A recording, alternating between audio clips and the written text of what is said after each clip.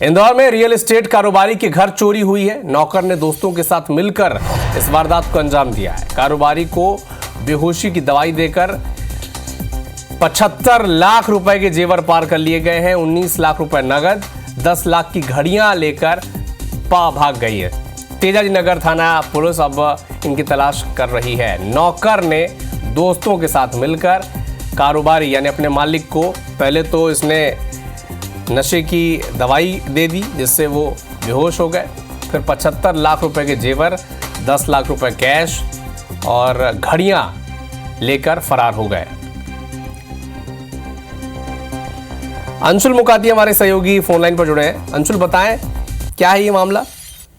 जी बिल्कुल, आपको बता दूं कि इसे इंदौर की सबसे बड़ी चोरी भी माना जा रहा है और 14 दिन पहले ही इस नेपाली नौकर को कारोबारी ने अपने घर पर काम के लिए रखा था। सिल्वर स्प्रिंग में रहने वाले रियल एस्टेट कारोबारी थे जो कि अनीस मोहम्मद इनका नाम था और इन्हीं को खाने में बेहोशी की दवाई देकर नौकर दीपेश थापा जो है अपने दोस्त के साथ मिलकर लगभग 1.5 करोड़ की चोरी करके फरार हुआ है। आरोपी ने लगभग 75 लाख के जेवर, 10 लाख की जो महंगी घड़ियां थी वो और 19 लाख रुपए नगद जो है वो यहाँ से चोरी की है। चोरी पर ही जो गाड़ियां थी, जो मौके पर घर पे गाड़ियां खड़ी थी, चोर वो भी लेकर भागा था। लेकिन अगले ही दिन वो जो 3 इमली चौराहे पर जो गाड़ियां हैं वो खड़ी हुई पुलिस को मिल गई थी। शुरुआती जांच में यह भी सामने आया है कि नौकर जो है वो कारोबारी को 4-5 दिन से नशीली दवा जो है वो दे रहा था। जो कारोबारी है वो रात को भोजन करके सोते थे और उसके बाद सुबह देर तक सोते रहते थे और इसी तरह से जो वो है वो लगातार 4-5 दिन से चोरी की तैयारी को दे रहा था। 1 माह से उनकी पत्नी जो है वो महू में रह रही थी, घर पर कारोबारी जो है वो अकेले रह रहे थे और इसी दौरान नौकर जो है कारोबारी को खाना खिलाता था, जिसने की घटना को अंजाम दिया है।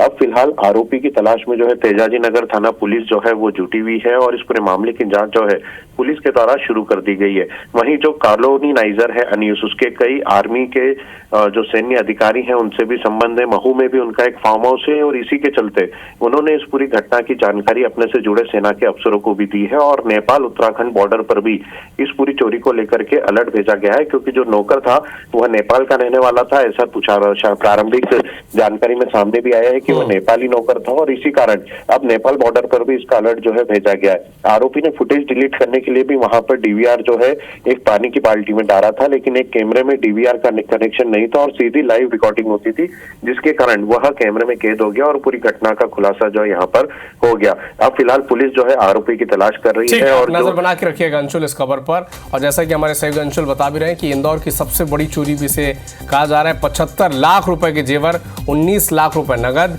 और 10 लाख की घड़ियां लेकर ये चोर, जो खुद वहां पर नौकर था, घर का देखरेख करता था, वो ही पार कर दिया। रियल एस्टेट के कारोबारी के घर ये चोरी हुई है और दोस्तों के साथ मिलकर नौकर ने ही इस पूरे वारदात को अंजाम दिया है और बेहोशी की दवा दे दी कारोबारी को और उसके बाद 75 लाख रुपए के जेवर, 19 लाख रुपए नगद और 10 लाख की घड़ियां लेकर ये पार हो गया। हालांकि नेपाल बॉर्डर पर भी अलर्ट जारी किया गया, क्योंकि जो नौकर था वो नेपाल का बताया जा रहा है। तलाश उसकी की जा रही है।